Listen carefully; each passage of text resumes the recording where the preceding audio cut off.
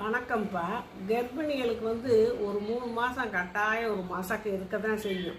அந்த நேரத்தில் நம்ம உறுதியை ரொம்ப ஹார்டான சாப்பாடெலாம் சாப்பிட முடியாது. அவங்களுக்கு ஜீரணமும் ஆகாது. இந்த மாதுளம்பழம் ஜூஸு, பழ ஜூஸு, இந்த அரிசியில் கஞ்சி, இந்த மாதிரி அரிசி சாப்பாடு இப்படி தான் தர முடியும். ஆனால் 3 மாதத்துக்கு மேலே ஒரு 5-6 மாதம் வரைக்கும் அப்போ தான் குழந்தையில உடம்புல உள்ள வயிற்றுக்குள்ள இருக்க குழந்தைகளுக்கு பிண்டம் உருவாகிறது. அப்போ அந்த கண்ணு, காது, மூக்கு, கை, கால் உருவாகிற நேரத்தில் சதை வேணும்ல, அதுக்கு புரதச்சத்து வேணும். அதுக்கு புரதச்சத்துள்ள உணவுகள் கொடுக்கணும். அது எப்படின்னா தினமும் சாயந்தர நேரத்தில் ஏதாவது ஒரு பயிரை அவிச்சு தாளித்து சுண்டல் பண்ணி தரலாம்ப்பா.